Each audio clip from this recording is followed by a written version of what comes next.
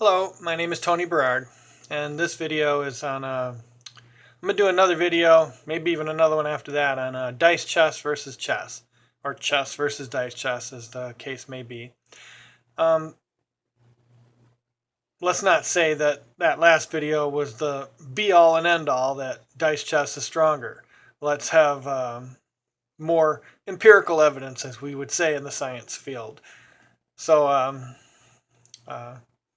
and I am a scientist. I have a bachelor's degree in math. I have a number of master's degree credits in math. Didn't quite make it through the gauntlet to get the master's degree. So I have enough credits for a master's degree, but they're not the right ones. So I am technically seated as a just a bachelor's level person. But I had a 3.93 in it, and anyway, and I did pass enough master's level credits in math, like I said, so I know a lot about mathematics. I used it to develop my rating system. Guess we could talk about that for a moment. This is my fireside chat page. The rating system, I talked about it here. I have a book on Amazon if you want to look at it. It's called The PRA and Tournament App. The PRA stands for Performance Rating Algorithm. It spells out in full detail what my rating system is. But I don't want to pollute this video with mathematics. There are people who will watch math videos, but this is not a math video. This video is more for chess players. I want to convince you that dice chess is worth your time. So that's who my target audience is, chess players. So I'm one of you. I'm about an average tournament strength player. So, I'm not going to, ever be in the 2700 club, but I have made a number of games that people in the 2700 club will enjoy immensely. So, all right. Let us ask some questions. Well, first off, here's this. This is the turn scale for dice chess. You can increment, decrement, capture, and move for these various points. Each turn is 6 points, except white's first turn is restricted to 3 points to balance the game. So I've covered that a number of times in these videos on dice chess. So I would like to, I'm going to use the white. I have a different set of chess pieces. I have two sets of chess pieces. I got the cheesy chess pieces here from another game. This is a second board I bought of it. And I have the other ones in this bag here. You can see some of them in there. I used the black pieces in the last video. But I have another set from Pressman, I think, and that's these guys. They're not that much taller than the dice, so it'll be all right. So, and the king fits on the square. Okay. It's a little tight, but he's all right. All right. So let us put a king cube on here, and a 2, and let's say another 2. Let's have a pair of 2s battling a queen and a rook. So we'll put the rook there. Oh, I got 2 kings. I had gotten 2. Oh yes, I bought 2 sets because I was making a set for hybrid, and so I had to get some more checkers. I made some pieces for hybrid. This is the Pressman checkers. I glued a stack of 3 together and I spray painted it. Yeah, and they still smell like spray paint. They've been in this box for a while. So, this is, I'll show it to you. This is my box. I've got tines and barbs pieces in here. This is a lance from tines and barbs. These are the shields and the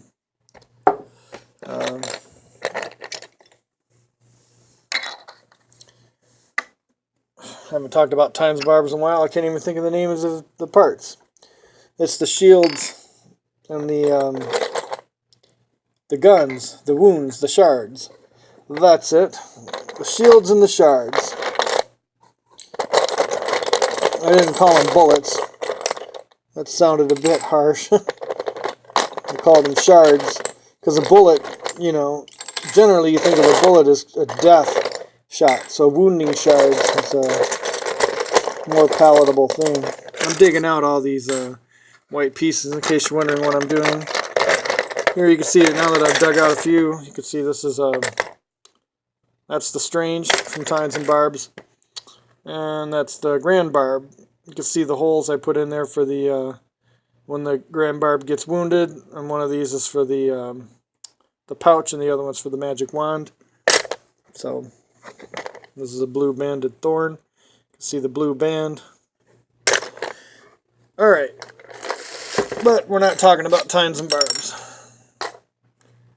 In another video, I might soon. Oh, why is the dice in there? See that die? Why is that in there? I got more than one die in there. Yeah, they don't even look like the other ones. Different color. Alright, we'll just leave it in that. It might come to me later. Alright, so we've got a king and a queen and a rook. And it's going to be versus a grand barb, or a king cube, and a pair of twos. So, the idea is, can the king, queen, and rook defeat the pair of twos? I'm thinking the pair of twos might be stronger now, because the single two was stronger than a queen. Throwing a rook in the mix, you know, and an extra two, that might be enough for the twos to work together to defeat that. So let's see how it goes. Let us let's say white goes first. I'll put the queen there to start with. Alright, so white goes first. So white's going to say check, and forking this 2. And so let us 3 points and 3 points. And of course, the queen could not defeat a 2. A rook would have even less chance against the other 2, so the queen's not going to take this 2. So the queen will back off. Let's say the queen goes to there. Check. Alright. Then it will be 3 and 3. That's 2 hits on the queen.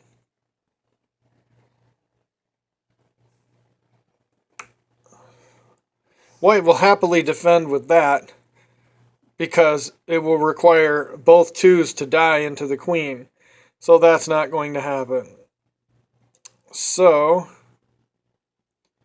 and the queen's not going to take either of the 2s, because only one of the 2s will die. So then it's black's turn. 3 and 3. Let's get the king into the action. So then it's white's turn. I guess white will say check.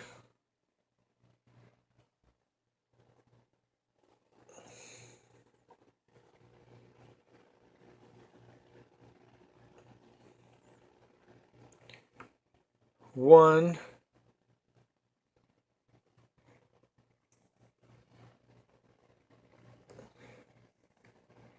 And that's a check. So the king has to move or interpose the rook.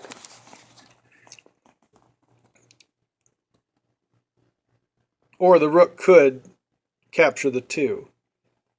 Then it'd be a queen versus a 2, and that's probably a draw. Yeah, blacks doesn't want to do that. We don't want to rook sack into the 2, so let's do something else for black. In tournament chess, you wouldn't be able to take back the move, but this is an exploratory thing, so I'm going to take it back on myself. Alright. Oh, that's actually a bad move, because that's going to drop the rook and the queen, because the 2 can capture the rook, and then the other 2 is defending it. So, white, I'm going to take back that move too. That's too strong. So let's go there instead. So now it's black's turn.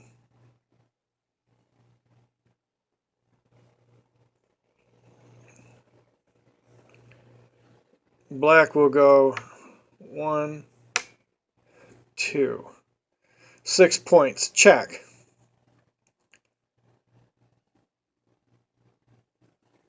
And then black, I guess, will interpose the rook, hoping to capture the 2.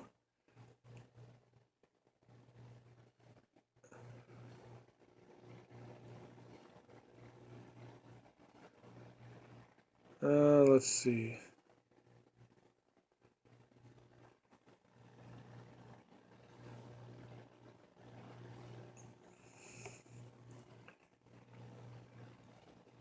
Need to capture the king. Oh, I can't do that. That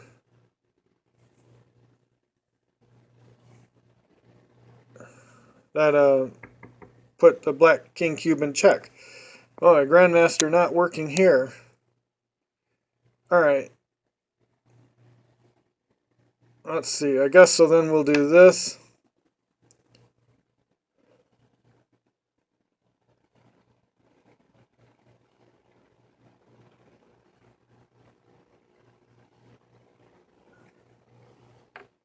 And that.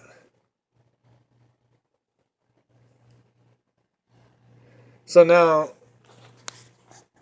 the rook is attacked 3 times, the queen is attacked twice. So it's the rook that's in trouble. But the rook can capture. Well, yeah. This might be a little more balanced than I thought. Alright, well, I don't want to take all the video for this endgame. I thought it might go a little quicker than that. So we'll leave it there. So this is still a undecided issue as to if the queen and a rook can beat a pair of 2s. But, I mean, if the pair of 2s can beat a queen and a rook. That's certainly not going to be the case if the queen and the rook can beat the 2s. There's just too much of a mobility factor. I'm going to pause the video and set up the game, and we're going to try a second game. And I'm going to have these white pieces for the chess side. Okay, so I have white side set up here with the chess pieces. They're easily seen. They're a bit more photogenic than the other set I had last time with the black pieces. And these pieces are clearly seen too. Alright, so it's white. White goes first. So white has no inhibitions about king 4, pawn to king 4 this time. But now it's black's turn. Black gets to move twice, because it's 6 points per turn and 3 points per move. So now it's white's turn. Of course, white can't capture straight ahead, but white can capture diagonally. And then I guess black will respond with that. White will attack the 6,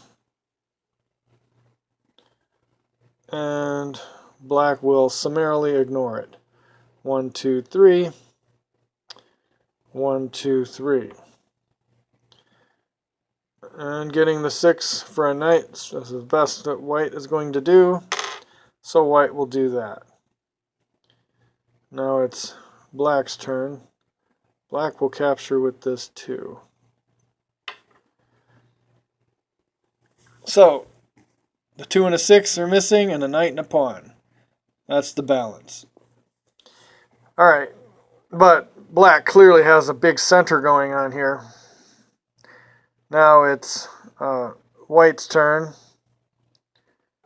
White will develop the knight. Now it's black's turn. I guess black will bring these 2 guys up. Now it's white's turn. Well, white will attack the 2. And black will capture it with the 4.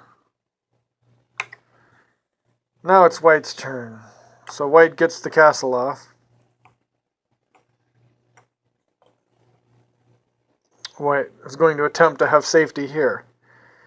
Now it's black's turn. Black will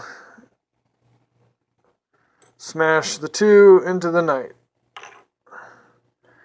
White will defend with the queen. Black will attack with the 3, wrecking white's pawn structure. Now it's black's turn. So black will move the 2. 1, 2, 3, 3. So 1, 2, 3, 4. So that is a check. So now it's white will block like so. Let's see.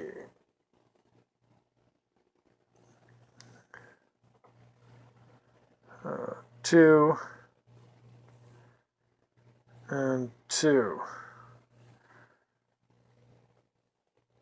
Or moving the 2. So 3 and 3 is 6. So that's attacking the rook. So I guess the rook will go here for defense. Well, there's no hope for it. Move and move. So that's a check on the king. And the only way out, obviously, is to capture with the rook.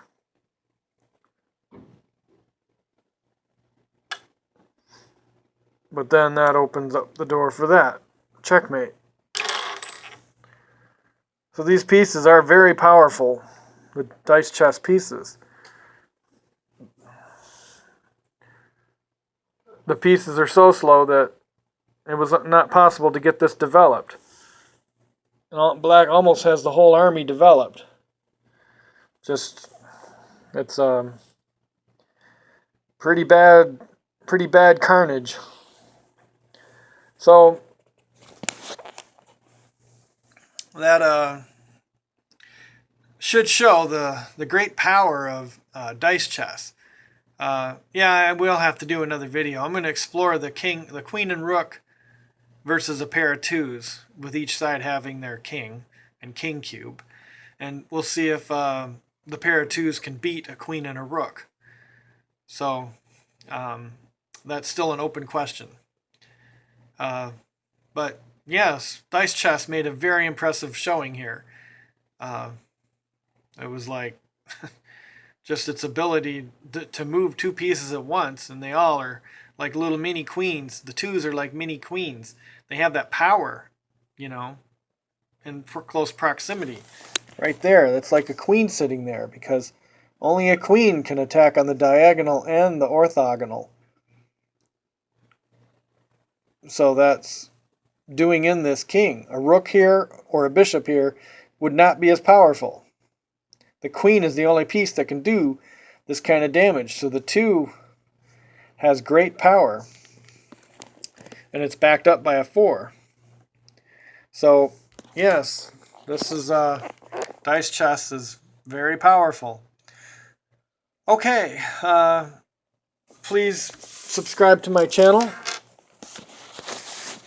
And go to www.thegamecrafter.com, and you can pick up a copy of Dice Chess. This is the side of the box. Dice Chess, a new chess variant invented by Tony Berard. So this is good stuff. All right, y'all have a good day, and this is Tony Berard signing off.